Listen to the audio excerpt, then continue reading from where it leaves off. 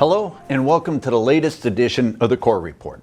Well, it's been a while since we've done one of these, so I want to kind of recap what we've done over the summer a little bit and really address something that I've touched on in Facebook Live previously and in reports to the District Governing Board, and that is our budget or financial situation. So today we're in the third week of classes. By all accounts, we've done remarkably well due to the tremendous efforts of our faculty to welcome students back to campus and get them integrated into their classrooms.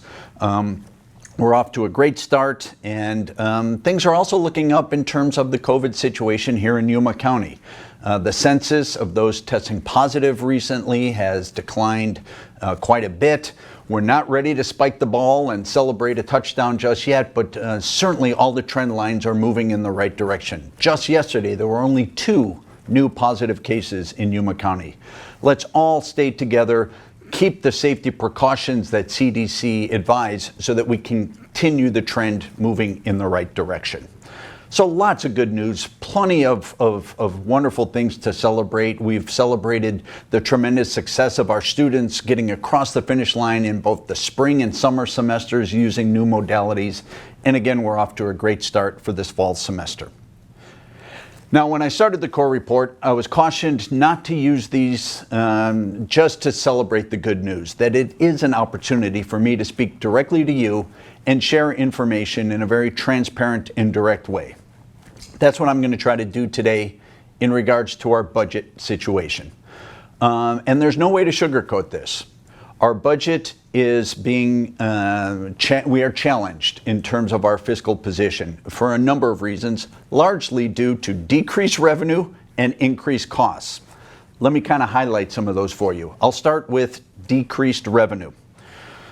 It starts with tuition.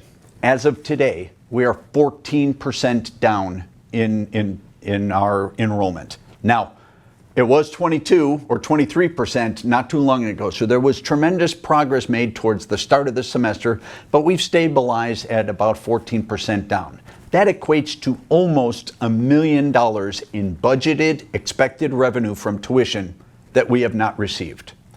There are other areas in which we will not receive or are not receiving the revenue that we anticipated. I'll start with the residence halls. Those have always been, we had 3 residence halls, 2 students per room, basically at full capacity. Now we are down to 2 usable residence halls with single occupancy. That equates very quickly with some very quick math to 1/3 the revenue that we experienced last fall. That's a large drop. Many of you know, but maybe some of you don't, that we get 11% of the revenue from our Barnes & Noble bookstore. With enrollment down, book sales through Barnes & Noble are down. That again is a decrease in revenue coming to the college that we anticipated and frankly budgeted for. The conference room, the Schoening Conference Center, is just a hub of activity for this community. We host literally hundreds of events each year, and it is a source of additional revenue that goes to support the workings of this institution.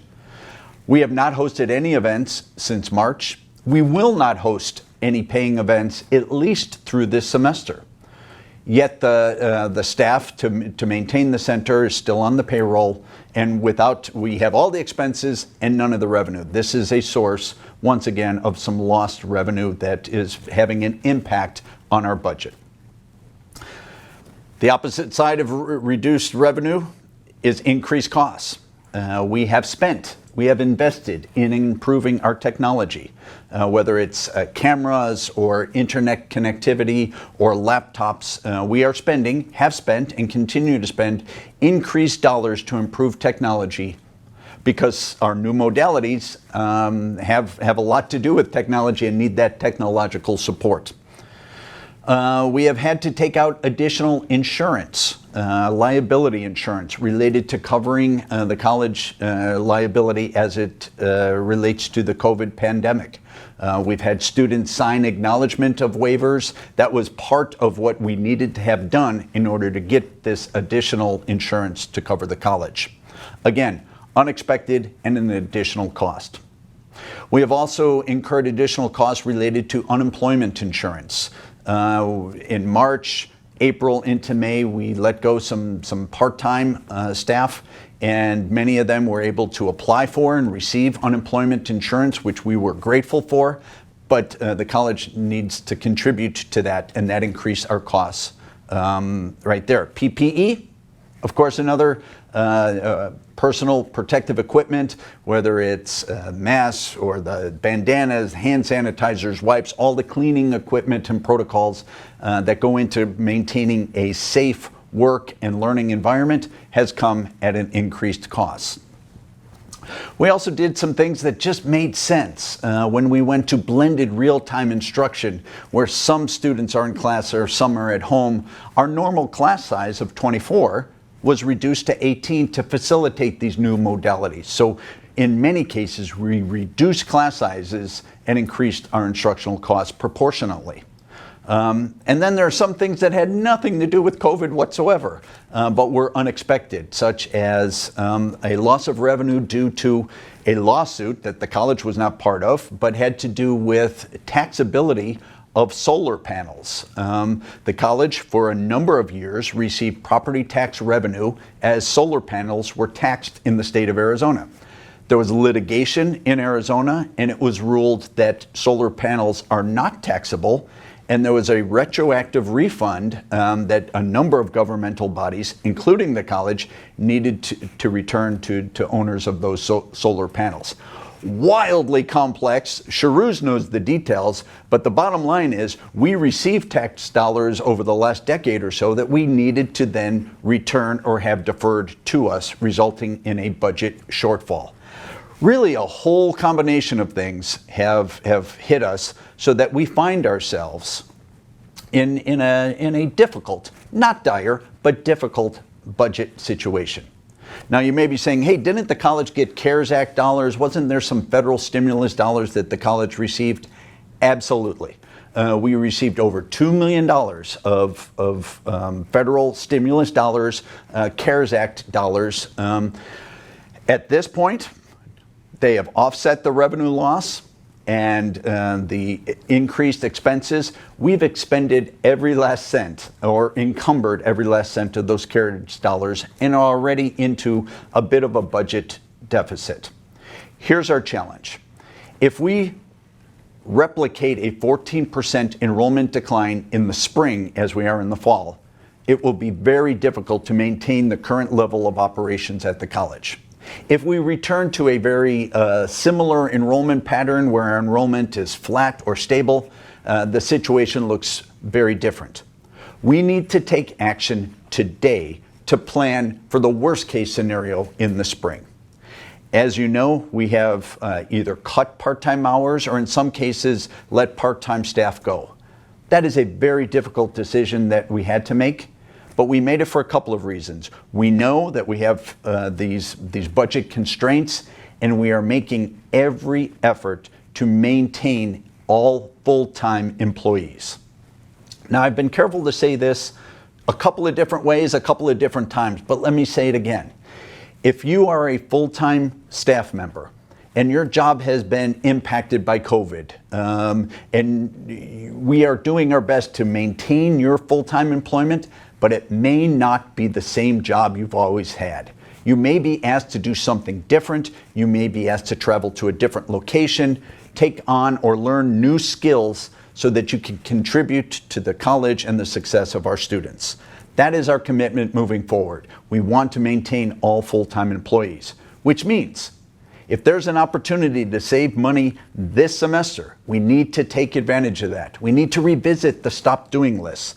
$1 saved in September will be useful if enrollment is in fact down again in January. Now, we've done some other things in addition to the part-time staff. We've frozen travel. There is very little, if any, travel being done this fall semester. Those dollars have been encumbered. Welton and Quartzsite, we have temporarily closed those facilities. They had very little enrollment, although they're important to the communities they serve. That, again, a very difficult decision to make. But we are looking to save dollars wherever we can so that we can ride out whatever storm hits us come spring. Moving forward, what happens next? Well, when through a retirement or someone moves on, we are taking a look at all vacant positions very carefully. We are looking for opportunities where existing staff might be able to fill those vacancies if their job has changed substantially due to COVID-19. We're going to have to, with much more rigor, revisit the stop doing list. What is it that is not essential to serving our students? And take a real hard look at that and see where we can focus every resource that we have on facilitating the success of our students. There's no way to sugarcoat this. This will require shared sacrifice moving forward. The good news is we have a long tradition of very strong fiscal stewardship. We have accumulated fund balance. We have a very strong board and fiscal oversight. Together, we'll continue to focus on the success of our students. And as they showed us in the spring, and as they showed us again during the summer, the grit and the tenacity and persistence and passion of our students will get them across the finish line. Our job is to make sure that we focus every dollar that we have to facilitate their success. I look forward to continued conversations about this. I look forward to engaging our new and emerging shared governance process in making the difficult decisions that will have to be made in the coming weeks and months. And once again, understand that our focus will be on serving our students and the communities in which we serve. Today, despite the challenges that we face, it is a great day to be a Matador, and I am proud to be your president. Thank you.